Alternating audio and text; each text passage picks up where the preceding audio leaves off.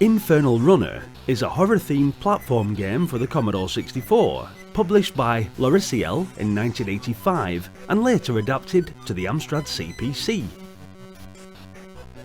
Game designer Eric Chahi, who later created the fantastic game Another World for the Commodore Amiga, was the developer for the Amstrad version. Check out Another World on the channel if, for some reason, you've never played that game before.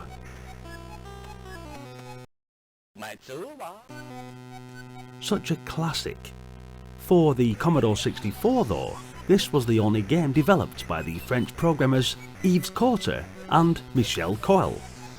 The primary goal of the game is to collect all 5 keys, use them to unlock all 10 treasure chests so that the exit in the lower left corner of the labyrinth opens, through which you can get outside. I call it a labyrinth, but of course it's more like a giant house. This is a simple yet delightful little platform game with a wide variety of devious traps to catch you unawares. As well as avoiding the traps, you must also collect food regularly to avoid going hungry and therefore losing one of your 5 lives. Most of the traps can be negotiated with ease, although the first time you encounter a new one and are caught out, it merely increases the urge for you to retrace your steps and try again. And what about these traps? Each more cruel than the other. Acid baths, laser barrages, electrified plates, burning vents, or compressors. You are almost guaranteed to encounter some unpleasant surprises. Yet these pitfalls also add to the appealing features of the game.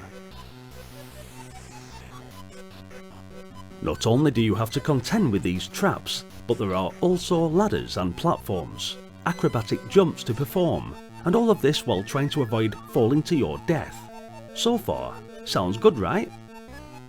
Initially, from seeing the title of this game, Infernal Runner, I was immediately reminded of another game I loved by Broderbund with Lord Runner, which had a similar style to it, albeit without the gory undertones. But again, this is also on the channel, and one I'd also highly recommend you check out and play. The graphics and music may be simple, but the game is really enjoyable, and it's worth playing to witness what happens when you are killed on certain traps. I like the fact that you can literally go anywhere you want in the house too, as it plays through in a non-linear style. It is unknown what the actual story is, to be honest. I can't find anything anywhere, and the box itself says, "You are now lost in the labyrinth of horror, where you will fall from Charybdis to Scylla between baths of acid." Charybdis and Scylla. All I do know is that after collecting enough items, a wall on the map will disappear and you can escape, upon which the character is run over by an ambulance car and is carried off screen on a stretcher. Brutal. So brutal in fact that this was another game that made it to the BPJM Index Games in Germany and was deemed too gory or violent for kids to play, which is probably fair enough. It's a long list of games in fact, and I've put all the ones I am aware of in their own playlist, which will pop up now in the top right of the screen, should you want to check out which games were deemed too hot for German Commodore 64 gamers.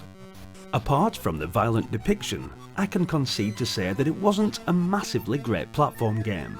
If you consider that Thing on a Spring and Monty on the Run were released in the same year, it is clear which games you should give preference to. Saying that, the music was certainly very good, and the exciting and, as already stated, somewhat brutal scenes did the rest. Thanks for watching guys. What did you think of Infernal Runner? Hit the like button if you enjoyed the video, and let me know your thoughts in the comments section. Your continued support is always massively appreciated, and for those new to the channel who love all things Commodore, then maybe consider subscribing and checking out other games on the channel playlists to unlock more nostalgic memories. Another game in the archives, and hopefully I'll see you all in the next video. Until then, bye for now.